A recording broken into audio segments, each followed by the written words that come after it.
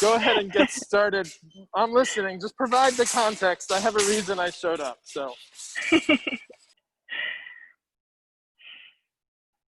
Cool. Yeah, I mean, I can at least get started with my like initial gut reaction. The first thing I wanted to talk about.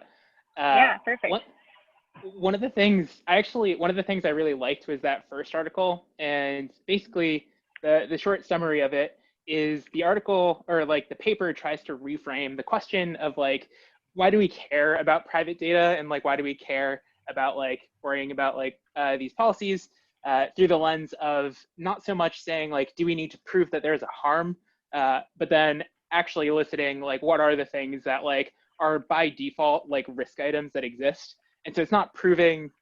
I thought it was like an interesting take of like a thing that's a fact, but sort of like not necessarily acknowledged, that by virtue of how these systems are sort of constructed and how we think about like what is like the default state, you can sort of either assume harm is only introduced when a bad thing happens, or harm is introduced the moment that there is a risk of a bad thing happening. Um, and it's sort of interesting tying that to some of like the downstream things about like how do you think about like proper regulation, where you both want to like it sort of ties into like what Jonathan Zittrain's thing says, or the last one of the last optional ones. But I thought it was like The wordy one. yeah. The thing I thought was super interesting is I don't think I've seen that framing before. Like usually I think that actually you could probably comment better than I. I think a lot of the times when we think about like environmental regulation, we think of it in the like, okay, after we've done a thing, how do we apologize and like figure out that like, oh yeah, that was truly a bad thing. Or you think about it in the context of like Starlink, like you shoot off all these satellites, which is like theoretically good, providing internet for everyone, but also like really messing with like astronomers and their ability to like map out stars and like planets and stuff. Right, it's kind of a getting it under the wire before anybody tells us not to kind of feeling. Which I think like fundamentally like highlights one of the ways that I think regulation is like interesting, where a lot of times regulation is like we don't want to stifle innovation, and so as a result we like tend to bias towards like under regulating. And I think GDPR, this is really just tying all of them together. The thing I thought was interesting is like having seen GDPR in practice at like my old job, and then seeing it also like in that other article of like what is the impact after a year. Like you notice that when you're in the EU, you click through a lot and like in theory it sort of does some stuff, but then like it's not necessarily like enforce it. Like so they were saying in that other article, like it's not like they necessarily are actually having people enforce all of it. And so there's still this question, and like people like 63% of Europeans still don't feel like their data is properly protected. Um, and so I guess there's this question of like, so how do we think about regulation both from a like there is a harm that can be introduced. And in fact, we do materially see it when nothing is done, because there is a risk that we are just not acknowledging. Uh, as well as how do you like implement this in such a way that like it doesn't actually like stifle people trying to do stuff and it's like actually like easily applicable. Um, I think it's like an interesting tension. And one of the things that, again, from one of the other readings that I thought was super cool is this idea of like, maybe we just like take a step back and realize, okay, there's like a hodgepodge of things that are already sort of like applied here. We have like HIPAA that thinks about things in like a medical context. We have like COPPA thinking about like children, but like truly data is like quite arbitrary and you get like these weird like splices of things. And then maybe what we sort of need is like a meta like model of these things to think about like, so what do we define as like PII? And like if we started thinking from like that lens, like if you have like this marking of PII on like a specific column or like data, then like how do you need to treat that? And yeah, so I guess that is like looped through like most of the articles way too quickly, but I feel like there's like a really interesting theme there of like, how do we actually write the regulation in such a way where like it could be uniformly applied, so there's like actual confidence that this is being like doing the thing that we want it to do, which is like providing some layer of security. How do we then make it like not so hard for people to actually implement? And then also, how do we make sure that we're like doing better than the status quo of like, do you know, or at least status quo in the US, which, Yeah. yeah. Yeah, I think that's really interesting. And you looped through so many things and I couldn't even write down my thoughts fast enough to like have a Sorry. coherent response to all of it. No, it's cool. I'm sure we'll loop back around. I feel like these conversations are always big spirals, and I think that that's one of the things that's cool about them is that like somebody brings up a whole bunch of ideas and then we rabbit hole on one or two of them for a little bit and figure out the next one. The last thing you said really reminded me of a quote from Nissenbaum that was quoted in that one slideshow thing that he had. Where is that? Oh, notification is either comprehensive or comprehensible, but not both. Is very much along the lines of like, how do we make this both functional and parsable? Like, how can we have a regulation that actually works and that people understand and that they can implement? My product management professor had this concept of the iron triangle, where you have time, cost, and quality, and you can rotate it, but if you can't have 3 fixed points, you only get to choose 2 of the points. And so there's some of that going on. The other thing that you were talking about was like this tendency, and this is the one I kind of want to drill into, that was talking about this tendency to not regulate things if we don't have to. And like I come at this from a lot of different perspectives. One is that you were talking about like that lens they were using of what is harm, is like, does harm exist when the possibility for harm exists, or does harm exist when the harm actually occurs? And honestly, I mean, that touches on a lot of the different conversations we've had. Exists when the possibility for harm is likely. And it really ties into our trust conversation. I guess one of the things about regulation, like I've set up a lot of different communities from scratch and gone into communities and tried to set them up to be healthier places. So like as an open source person and as a community oriented person, like there are certain things that I do and don't do right at the beginning. And one of the things I do right at the beginning is write a code of conduct. And that's less because I actually expect a code of conduct to come into play, and more because I'm aware that that's a signal for people about whether or not this is the kind of space where they're likely to be welcome and listened to.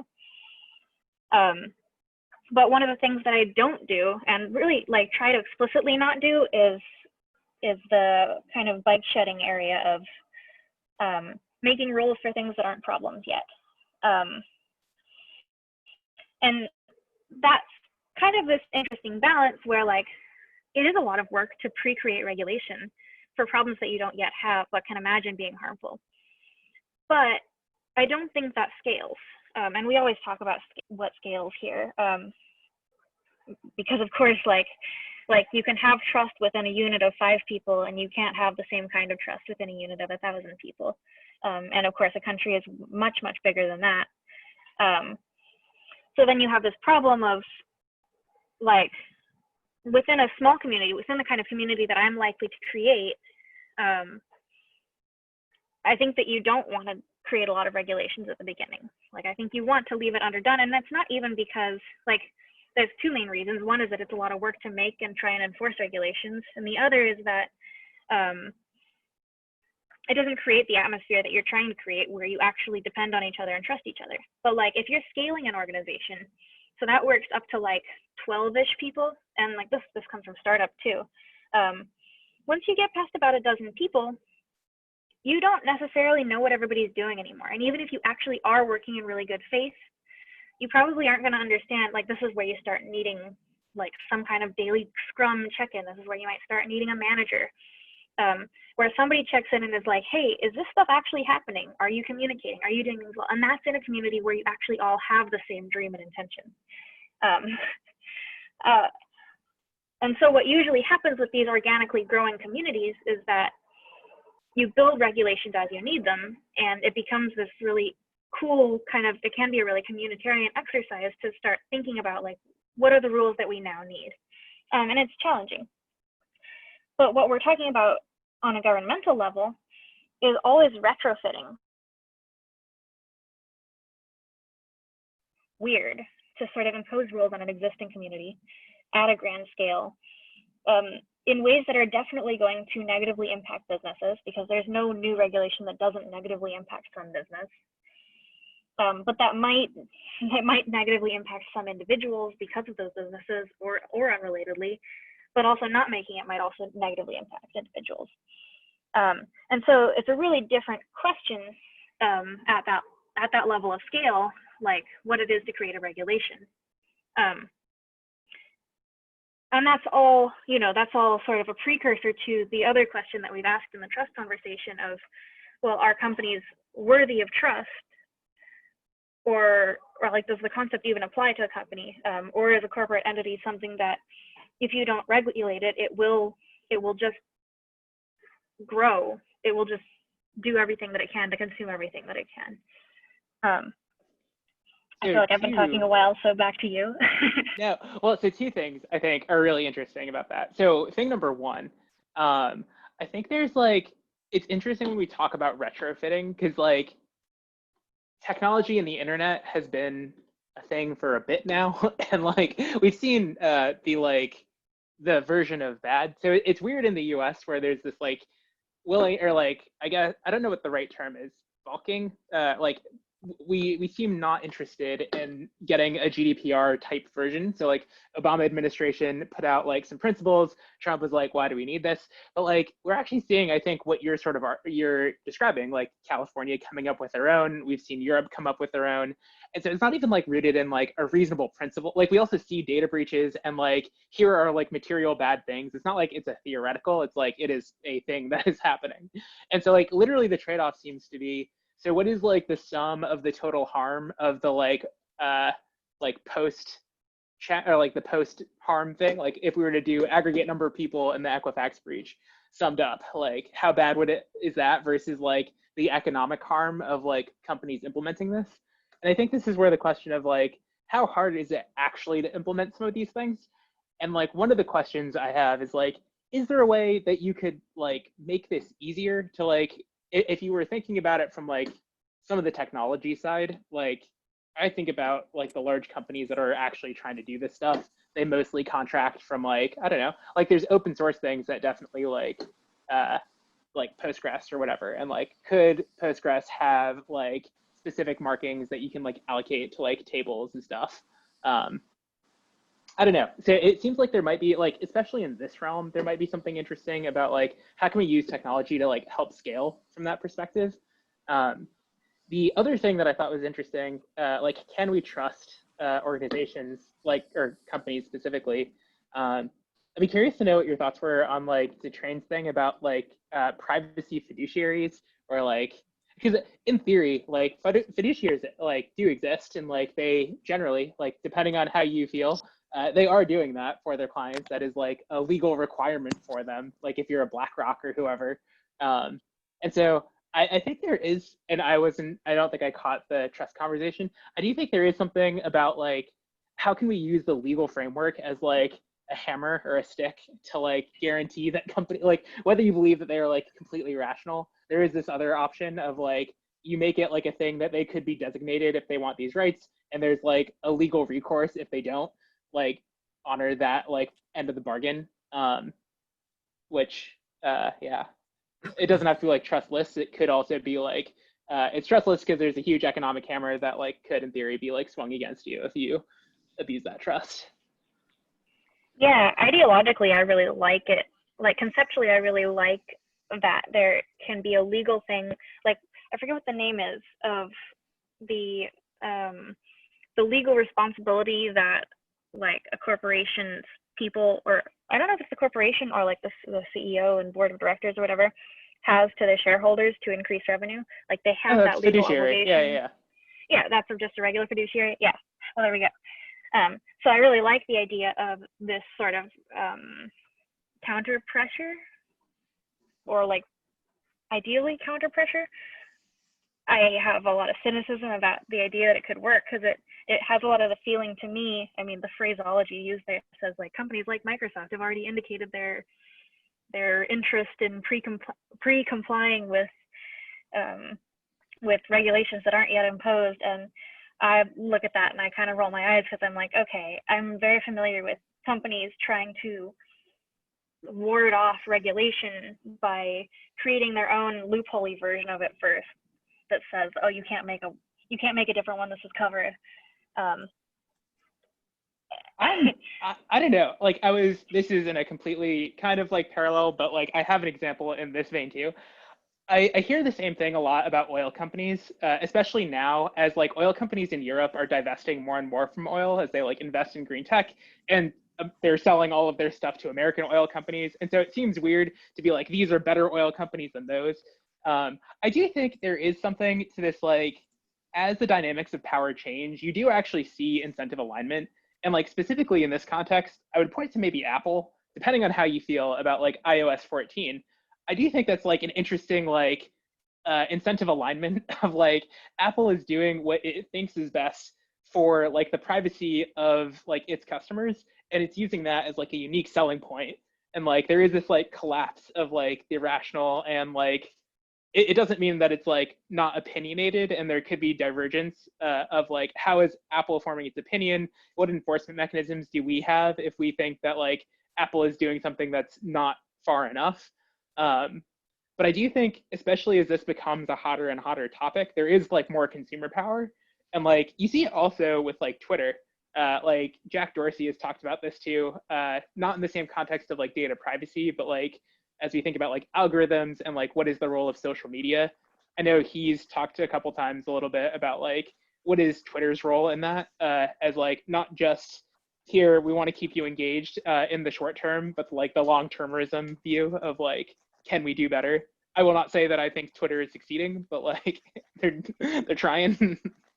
So there's a Hi. little bit about like how much are they trying, and like I don't know, like I'm a cynicist but a human Right. optimist, so I'm hi Drake. So like I'm like I don't know, I'd like to believe that nobody's trying to do evil things even within their corporate role, so you know I don't disbelieve that it could happen. Greg, did you have something? Well, I mean, on that note, the phrase I usually use along those lines is Gramsci's. It's skepticism of the intellect and optimism of the will. And I gotta say, like, the optimism of my will is really damp, right? It's really depressed right now. So I've been trying to. I'm not a technologist. I don't. Jonathan, I don't think we've met. Kelsey, you and I haven't talked before.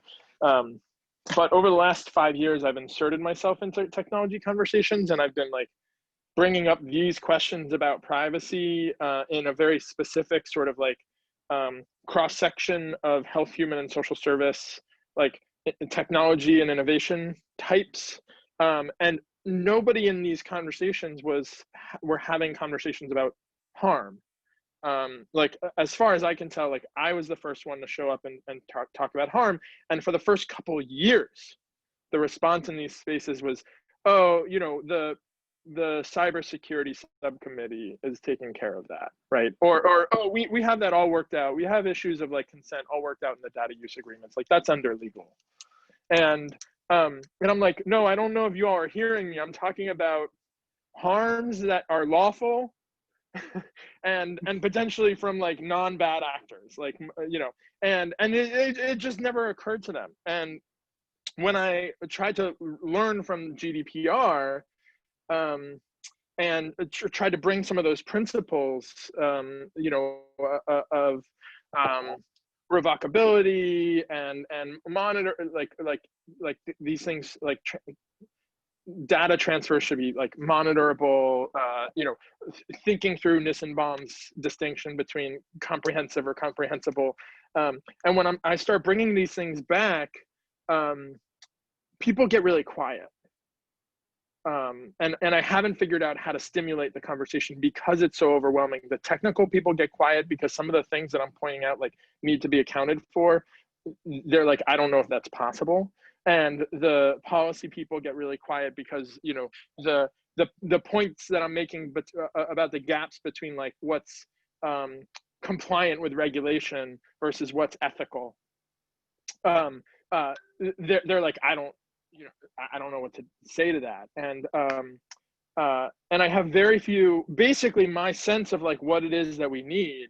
And maybe this relates to the conversation y'all were having about like, is the harm the risk of harm? I don't know if I followed that. I might want a clarification on that, but it's like,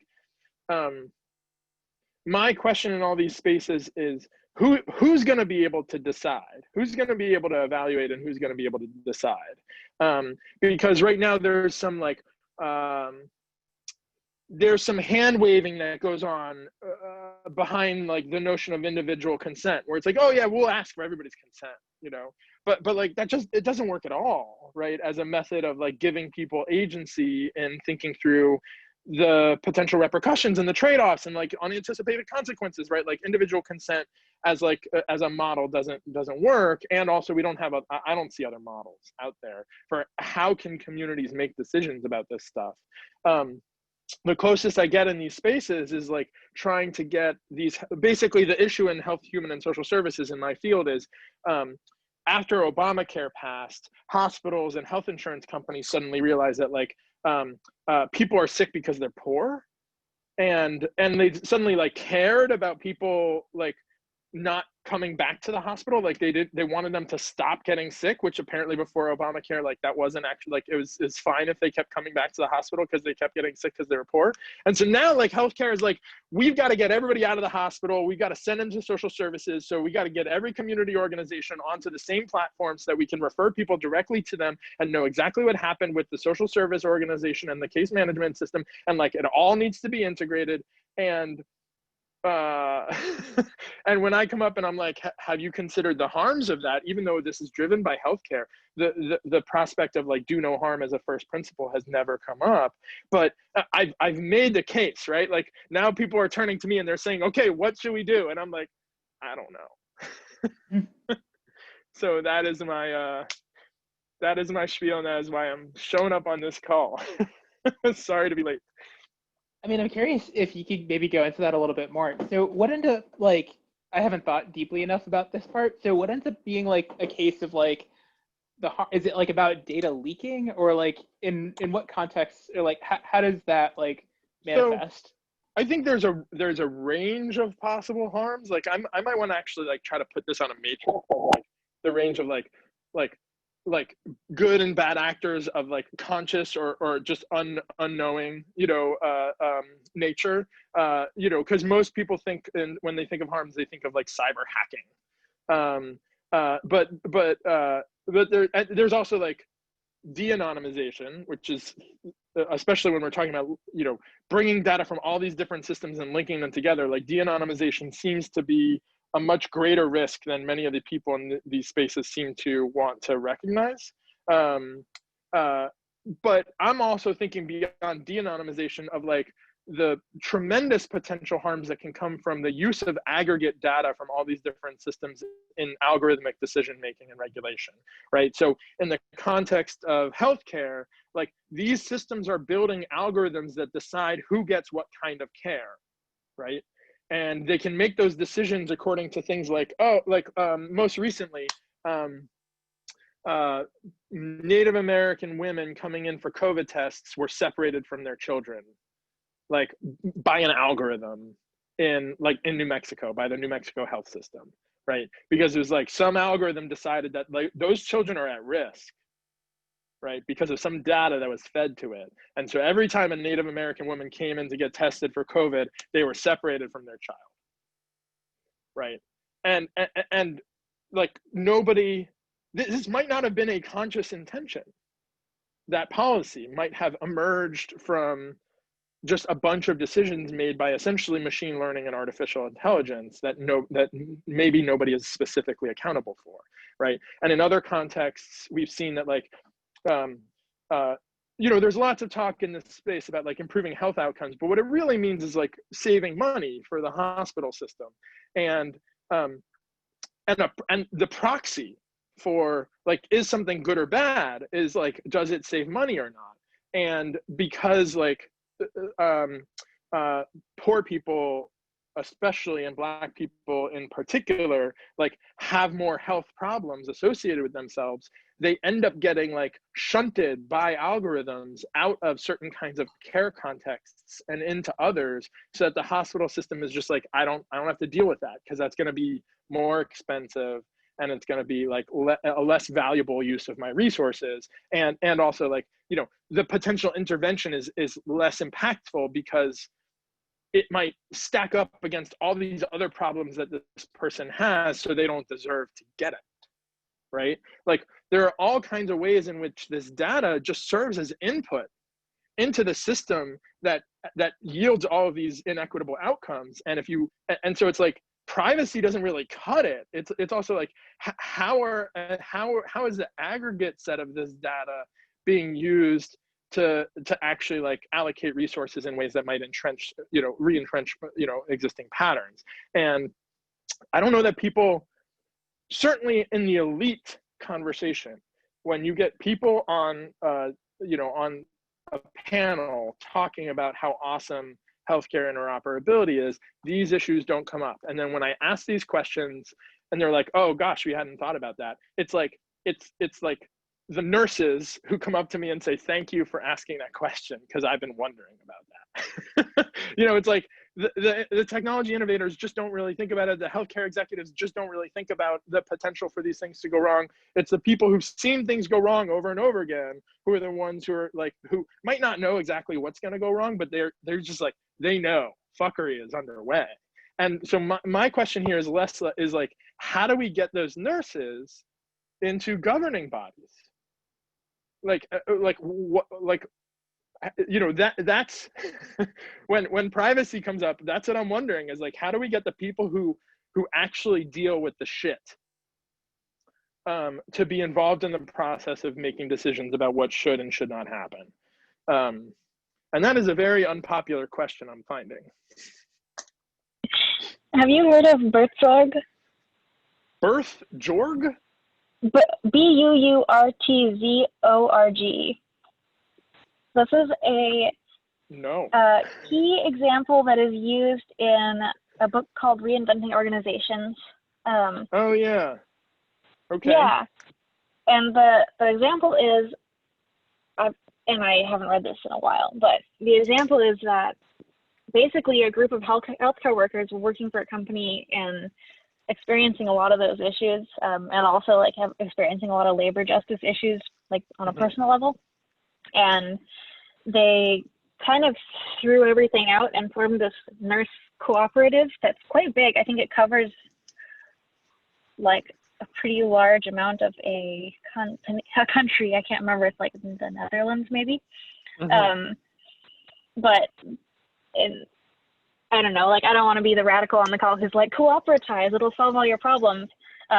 But what they've done is create this like really direct line of communication between actually doing the care and managing how care is done. And that's, you know, it is cooperative in this case, so, you know. No, I mean, you're not going to be the radical on this call if you start talking about cooperatives as like the mode of solution to many of these problems. Like we might end up forming a cooperative. Right, yeah, I'm down. Buurtzorg. Okay, all right, I'm finding it. Here we go. Yeah, all right. Yeah, I mean, I think you all talked about Ostrom, right? I don't think so. Oh, In the Commons? We have before, not in a while. Yeah. So, building off of Nissenbaum's work, there's a branch of Ostrom's Common Pool Resource Management sort of school of academic thought that's specifically about knowledge commons. I think you all read some of those, and some of those folks have recently like taken Nissenbaum's framework for contextual integrity as like the important thing about privacy in this interconnected world, as opposed to like, does the government know what's going on with me? It's more just like, is information that I share in this specific context like going to be appropriately translated or blocked from being used in a different context? Like that's the old mode of privacy doesn't really apply to that. And this this actually does sort of lend itself to thinking about privacy and trust, to both of these earlier points, as a resource, and people's dignity as a resource, and that is essentially like the collective of that trust and dignity is a common pool resource of sorts, in that it can be like easily squandered, right, and polluted, and there are ways to potentially cope with the threats to that vulnerable resource, and those ways essentially entail institutional design, right? So maybe a company is capable of stewarding some piece of this puzzle, right? But that steward needs to be monitored, right? Based on what we know about vulnerable resources, is like, yeah, okay, like you can have an appropriator who has like the power to deal with this resource, but who's going to monitor that appropriator? Who's going to monitor the monitors? How are rules about like what is being monitored set? Like, are those rules set by people whose stakes are involved in the management of the resource, right? And so like, I appreciate having this frame, right? But the thing about the commons, the thing about common pool resources is like, the more complex it gets and the bigger the scale it gets and the more diverse interests are involved, the harder that shit is. And it's hard on simple scenarios, right? So I'm like, the more I learn about this stuff, the less hope I have, which is a scary situation.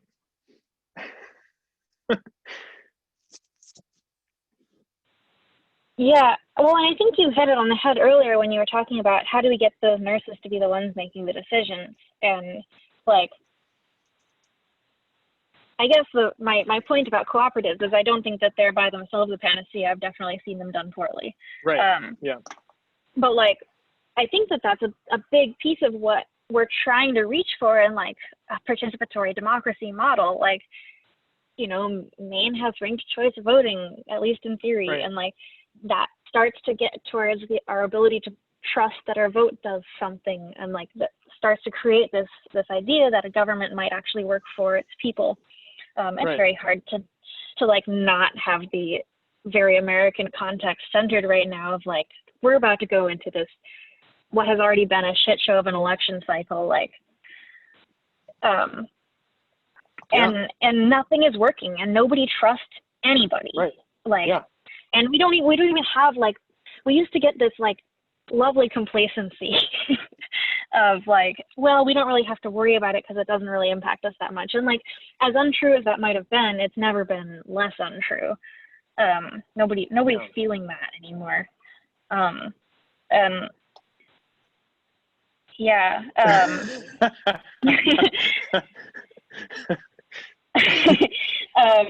One of the projects that I'm working on right now is like, so the point of the EPA is to enforce environmental regulations, and a big chunk of EDGI's work over the last few years has been showing that they basically just don't.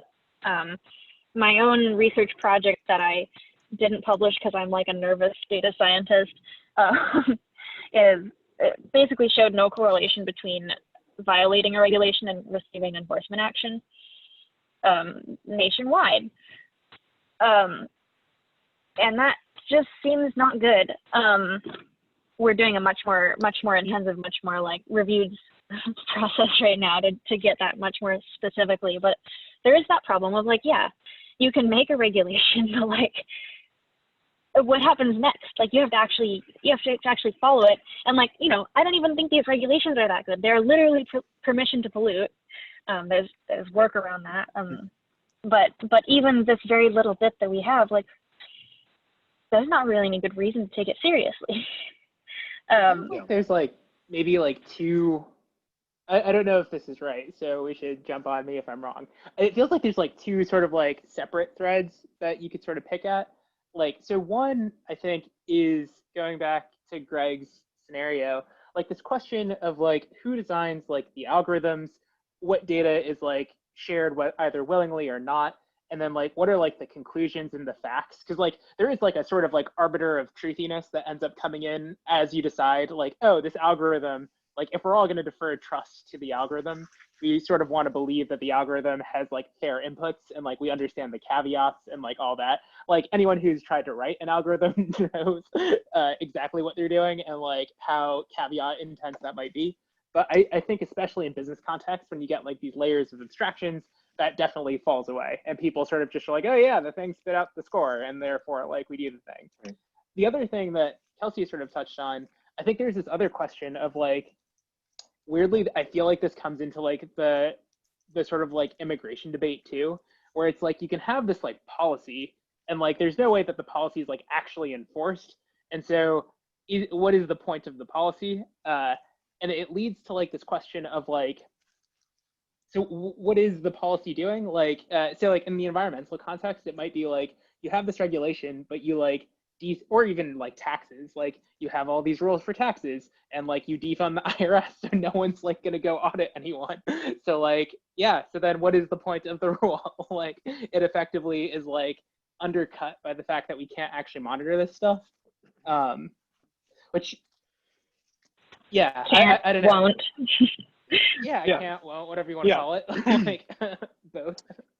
Yeah, I mean, in my field, basically, I have to start at the remedial place of helping people think about the difference between infrastructure and application, right? Like Facebook, like 15 years of Web 2.0 has polluted an already dull American mind that they think software applications are infrastructure. And I guess like there are some contexts in which you can make that argument, but it's like what we need in this field of health, human, and social services is like infrastructure on which various applications can work. But people are seriously just stuck at like, what will the software look like that everybody will use, right? Like that's their level of, and so I'm trying to make the point of like infrastructure is not something that you don't know what it looks like. Like that question doesn't, I know you all want the solution in your hands, but like we've got to actually build the things that stand behind the things that people use that enable those things to work. And then they're like, so finally I'm on the path and I'm like helping people understand like what does that mean? And I had to get down to the level of like, okay, the data exchange pipes, the data lake, all that shit is infrastructure, but also like the meetings where you review like what's happening in the pipes and in the lake, that's infrastructure.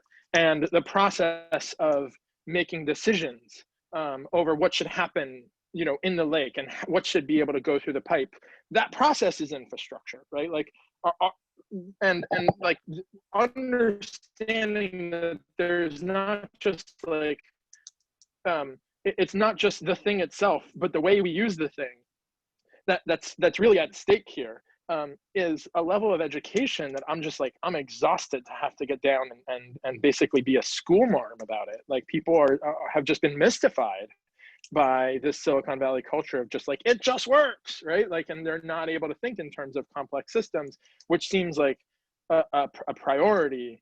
Yeah, I don't, and I think that's just also reflected in this like notion that like individuals will consent once to something that's like spelled out according to like some contract that was signed 5 years ago when, you know, when the software was procured, you know, and then that's it, right? Which you didn't read in the first place, probably. Right, yeah.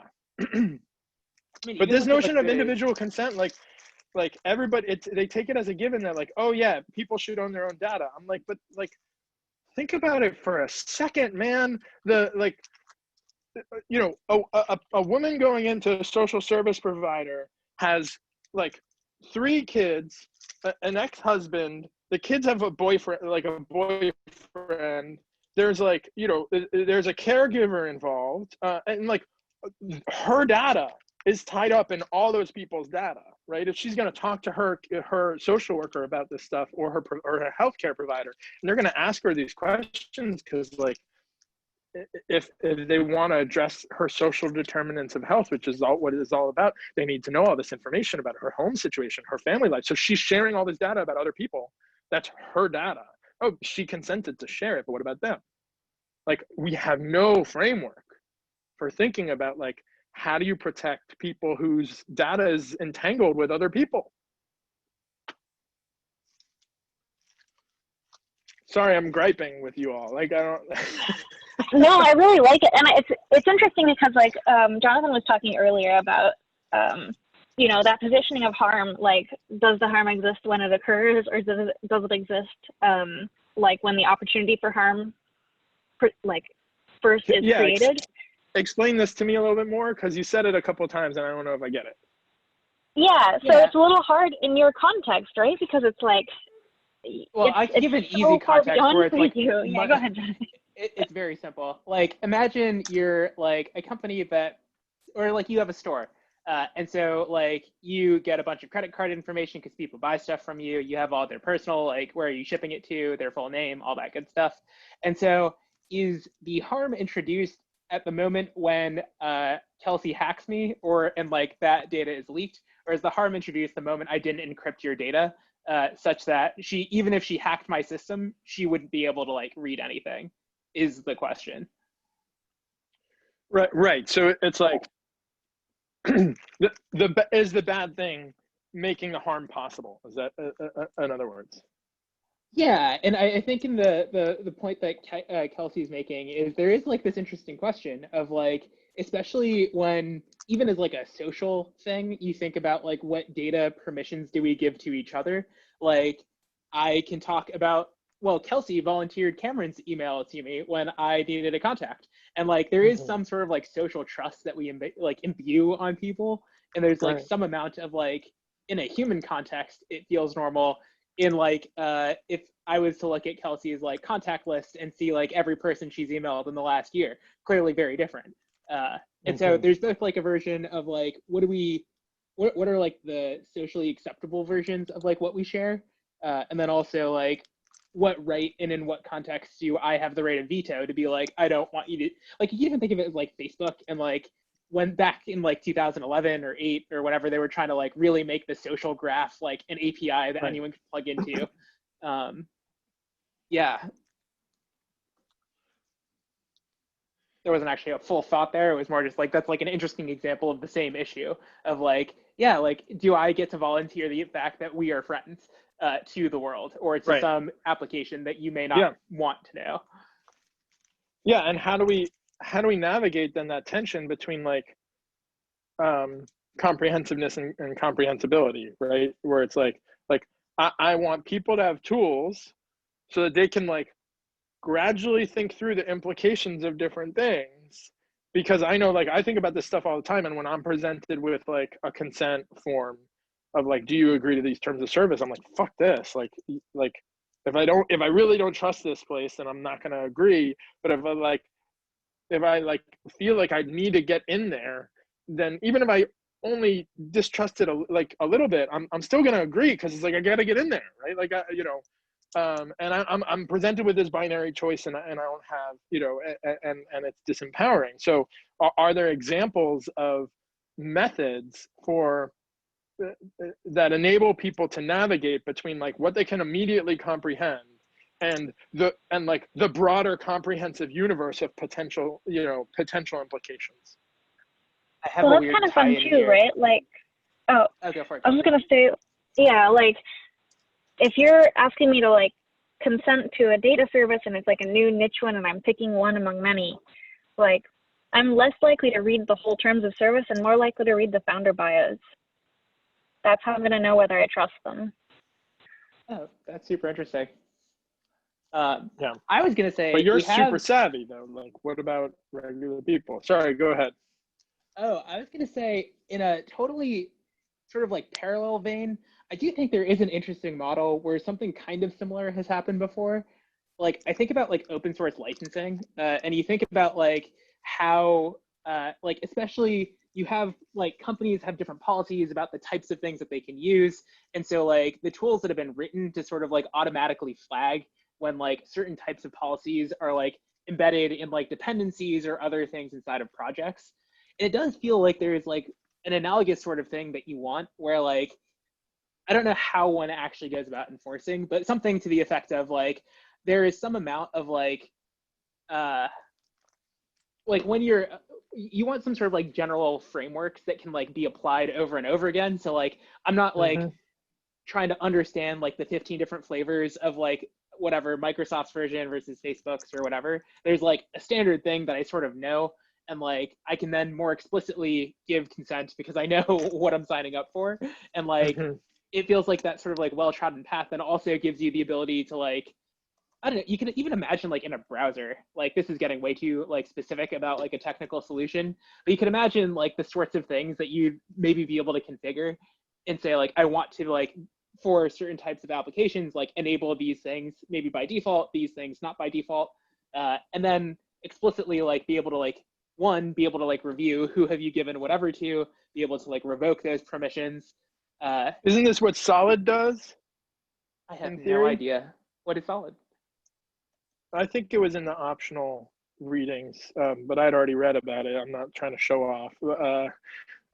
It's Tim Berners-Lee's new like modular approach to like web browsing, where like I think Solid, like you're able to, I think it gives you those kinds of like granular controls over what's happening with any given site that you go to. Is that right, Kelsey? Do you know? Are you familiar with this? I feel like I ought to know. I've like quoted him on the subject, but I still don't have a great understanding of it. It's very hard to like read good data, good explanations of this decentralized web stuff, because it's like, what level do you want it on? The basic you can get it level, or the level where you still won't understand, even though I told you everything it does? Is this the thing that's like everyone has like their own personal data capsule or whatever? Yeah. Is it related to that? Yep, I think so. Yeah. But like, I mean, can't believe that there's an actual Kelsey, technical I've signed up for solution. I've signed up for a whole like hour and a half workshop tomorrow at one of these like internet, symposiums about design patterns for decentralized technologies. So I'm not a designer or a technologist, but like I'm ready to hear like what's up. I downloaded Mastodon. I looked at that shit and I have no idea what to do. Yeah, I mean, you should drop those notes in the chat if you take any tomorrow, because I'm really curious.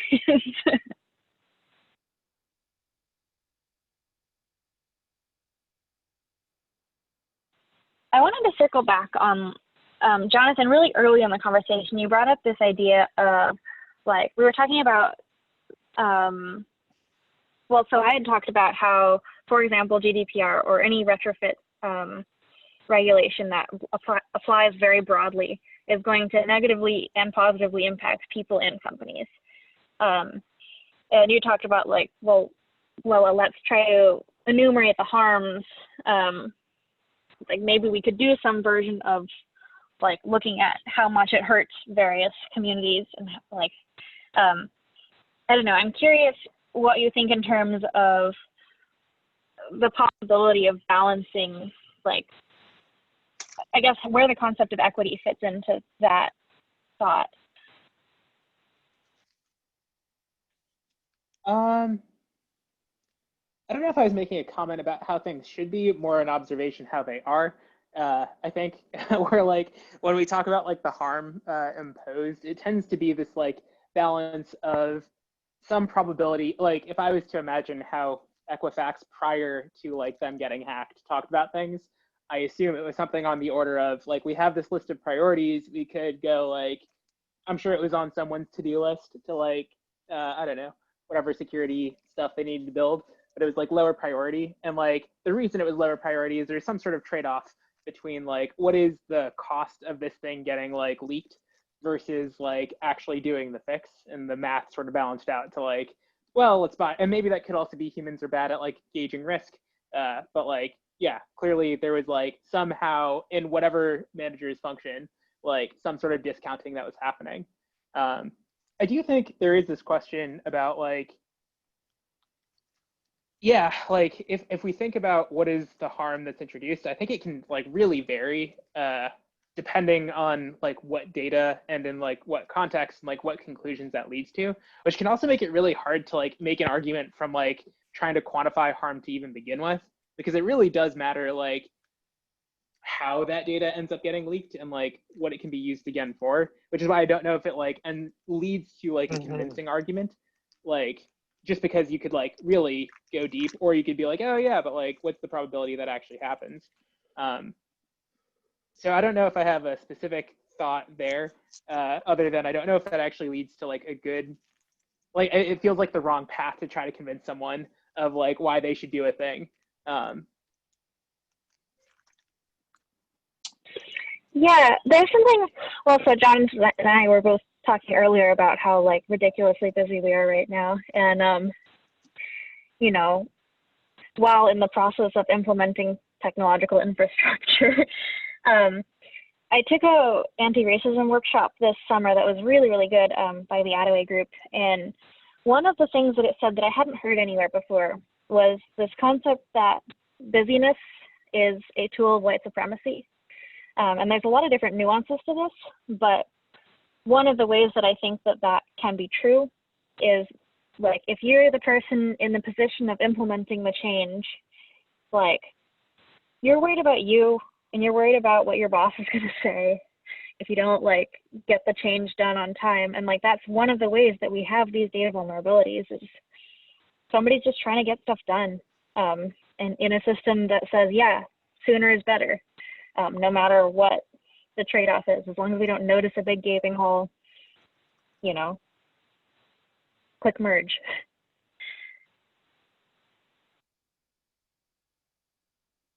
Do you wonder if like part of this is like, and this is maybe a broader question about like policy, it does feel like one of the like most useful things that government can do.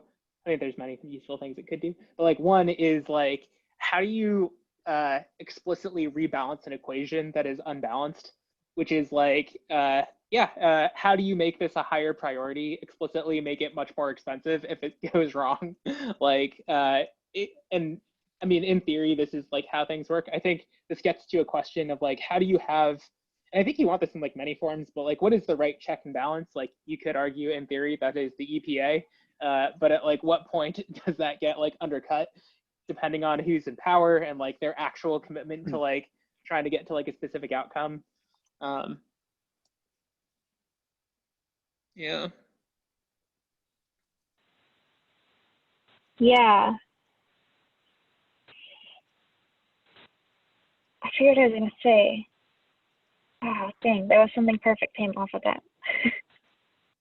The economist in me really loves the idea that like the thing that the government is doing is just like somehow collapsing the rational with like the moral, to like just make it so incentivized or de-incentivized that like the good thing is the thing that you get. But like it's really hard to predict all the ways people will figure out how to do the bad thing that is still okay. Like, oh yeah, so I think that where we got to in our trust conversation is mostly agreeing that like trust is a human to human thing. And so I think that one of the things that's kind of interesting is, and this comes up in environmental conversations all the time, is what if there was personal rather than corporate responsibility for violation of laws and regulations? Like that's one. Like, should Mark Zuckerberg go to jail? Yeah, like if it can be proven that he had control over the thing and didn't fix it and or didn't anticipate the problem, or like if he was the expert who should have known, you know, shouldn't he Right. be personally vulnerable in the same way as his users are personally vulnerable when their data is used? And his board members. That's when it would get really interesting. But like even just saying that, it's like, well, it's not like he made the code. Well, it's not like he was on the process of auditing it. Well, Right. like yeah. I mean, I do think there is like an organizational thing that's hard to deal with too. Like, to pick an example that will probably great. I don't know if you guys watched the tech. I don't know what you would call it, but like the congressional things where they like interviewed all the CEOs, and like Bezos was asked point blank, like, does Amazon? I forgot what it was. It was something very specific. It's like, does Amazon use? I think it was like pricing data from the website to do something. And he was like, it is a matter of policy that we don't, but he wouldn't explicitly say, I know for a fact that we don't. And like, I do think there is a challenge also. And like, maybe this is exactly the point where it's like, you may have a policy, but if there's no consequence for someone like violating the policy, then like, you're not actually like you have, I mean, for all good reasons, if someone discovered it, like yes, they would be like reprimanded or whatever, but like no one has like their neck on the line because Bezos is worried about him personally being responsible. Um, I do wonder what negative ramifications that could have, because like I do think when you're talking about like these super large actors, it's like very clear and obvious. But I actually think they're the least likely, like the very very large ones, to have the same sort of issues as like think about like Clearview. Well, Clearview is also maybe a very bad example because like they seem very intentionally trying to go into a specific area. Clearview, if you're not familiar, is like they scraped a ton of data off the internet for like facial or whatever. But like I think it's like it tends to be smaller companies that end up being the ones that like end up like there's this counterbalance of like, so to what degree are we okay just fomenting like or like really solidifying Facebook's like lead here, and just being like Facebook is the one that will be the arbiter of power because the new hurdles for anyone else is going to be like quite high. And part of me is like we need to figure out how to like both make it that we can like make it cheaper for people to like be compliant and do the right thing, and also like make it more expensive to not do that right thing. Right.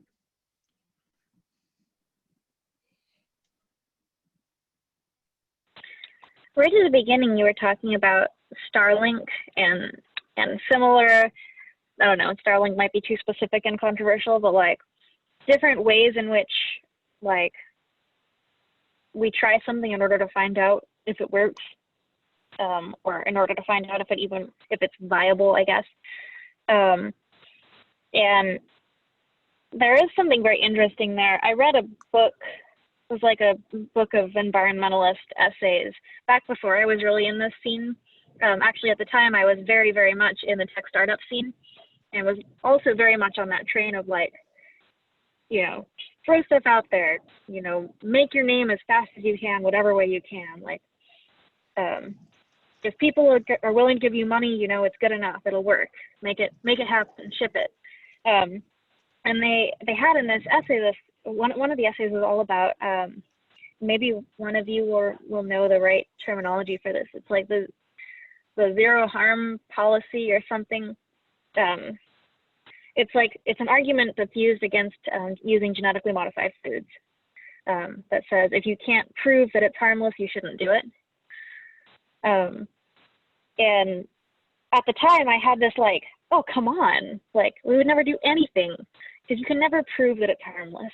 But I don't know, it's very interesting to look at that with my current perspective because I'm not sure I totally disagree with my former self, but I get it a lot more. I think like one context I think about that a little bit, which is really deviating from like privacy, but like self-driving cars is like, depending on your definition, it will either be here very soon or never. Like, because it really does come down to like, how do you define harm? And like, what are reasonable levels of harm? And like, I think it's like an interesting, like, we will have to write a law about this one thing, but I do think it could also be applicable elsewhere of like, so how, yeah, like what is the gating threshold? Because like the other way of looking at it is by default, there is some harm that's like involved, right? Like we are sort of accepting the status quo of harm. Like, let's take genetically modified food. You could talk about like golden rice, like how many people are like unable to get like access to like, I don't know, like, I mean, in China, like to rice, and like by having this genetically modified option, like your choices are either like less food overall or like this risky food. And so I think in specific contexts, it might be worth also like piecing apart, like, are we already implicitly saying like the status quo is the acceptable thing? And then, yeah, I don't know if that just leads to more questions, but.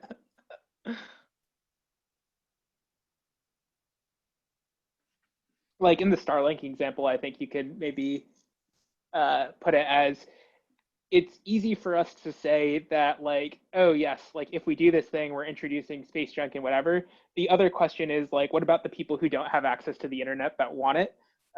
And like, what are we sort of implicitly saying about like, because you weren't born in the right area, you don't deserve access to like all of this like wealth of free knowledge that is just there.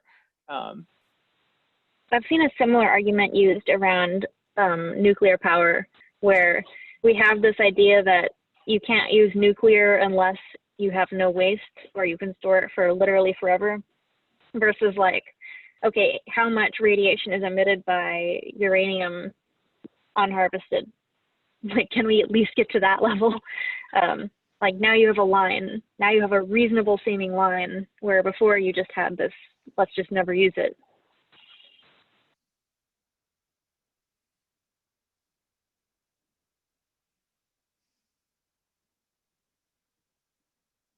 Yeah, I mean, have you all seen the Feminist Manifesto?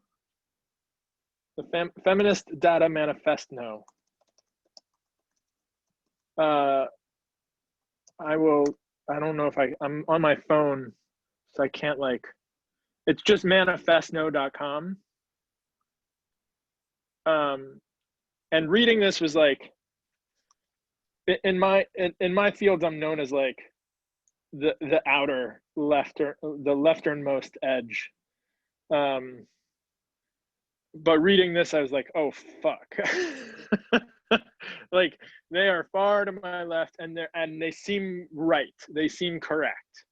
Where they're just like, they're basically like all of these. We refuse to operate under the assumption that risk and harm associated with data practices can be bounded to mean the same thing for everyone, everywhere at the same time. That's just how it starts, and it gets harder from there.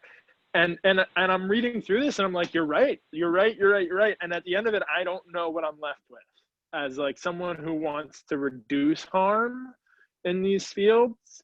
What they're basically making the case for is refusal and rejection, and it seems solid to me, which is worrisome, because I don't like, where does that leave me as someone who's trying to do ethical work? I've sort of made my peace with it to date, but looking ahead to what I expect will be a very bad situation next month, and what I expect will become much worse in January, these fields are going to want to continue pretending like everything's basically fine and politics is so weird, right? Like, indefinitely.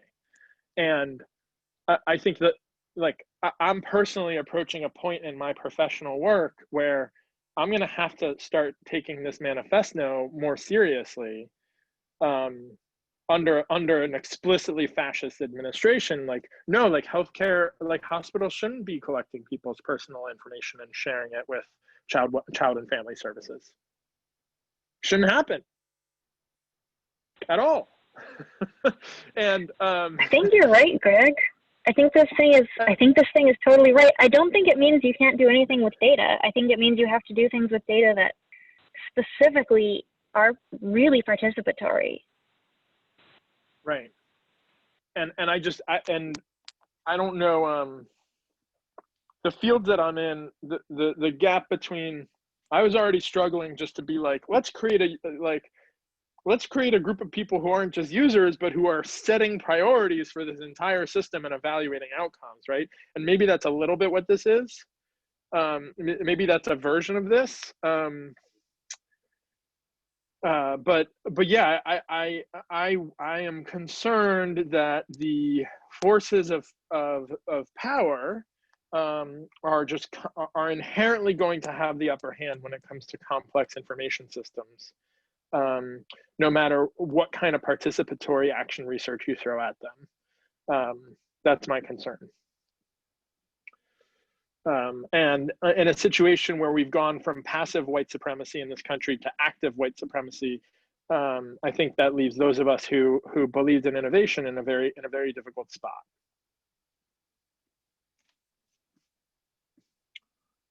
Sorry to be a bummer again. We've all been bummers today. It's okay. Yeah, honestly, I'm wondering in our last 8 minutes if there's more ground we want to cover, because I feel like we've thoroughly talked through and give me some bright spots. Depressed ourselves about this. No, what's working? Give me appreciative inquiry. When have you seen it gone well? Who's doing it right? Other than Bert Zarg. BirdSorg is good. You got, Okay. I mean, I like what we're doing with the Environmental Enforcement Watch, environmentalenforcementwatch.org. Okay. Yeah, where we're getting, Oh, right. we're trying to Okay, get yeah. different people involved with EPA's enforcement data. We've got, Yep. what else is there? I don't know. I mean, like, data, design justice as a text, and the many like networks of thought and activism that Sasha points to there was really helpful for me to bring into some spaces, and they specifically link to our data bodies, which like I find to be a really good start as far as a report that sort of brings some of these ideas into a digestible framework. you've got like Max Liveron's lab in Canada does a lot of data justice and kind of like true academia, kind of moving the needle on who's allowed to be participatory in what spaces. Yeah.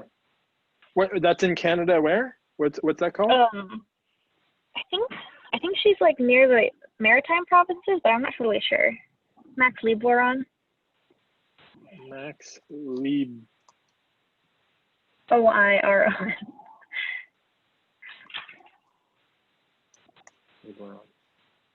Right on. Okay.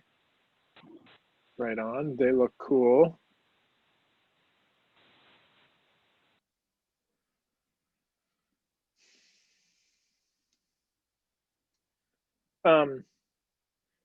How can I talk to people about the risks of de-anonymization?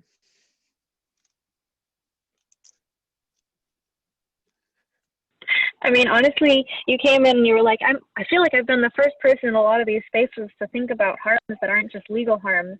And I feel very similarly, including in leading the Decentralized Web meetup here in Seattle. Like, a lot of technologists, you know, there's definitely a cycle going on of like, you can become a technologist because you had access to the materials in the community. And so a lot of the people doing it just haven't really thought that far beyond like how cool it is that you can do the thing.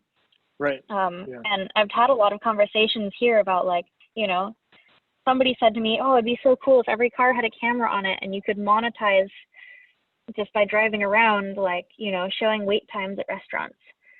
And I was like, I don't want anything about that. Like, can I break that down for you? Yep.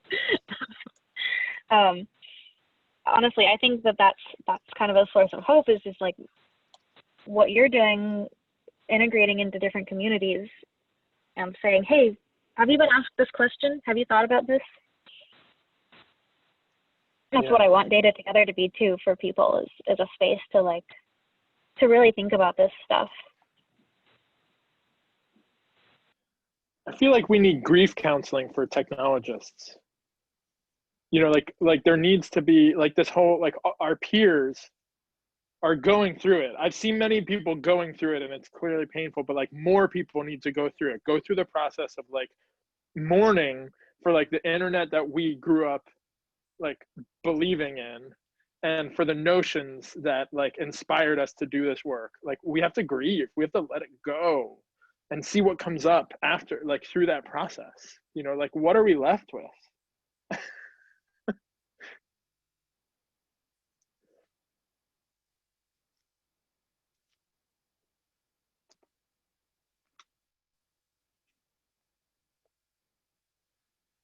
Well, these were good ones. Thank you. Yeah, I think I asked someone last call on the last Data Together call, like, you know, how do we implement this idea on a broader scale? How do we implement trust on a larger scale? And I can't remember who it was who just basically clapped right back at me and said, you don't. You grow it from the ground every time. Right. Yeah. And, you know, that's not wrong. Yeah. Yeah. That's what I was worried about. We can build better infrastructure too. Like, I got some ideas for how the EPA can have better hygiene on their enforcement data practices.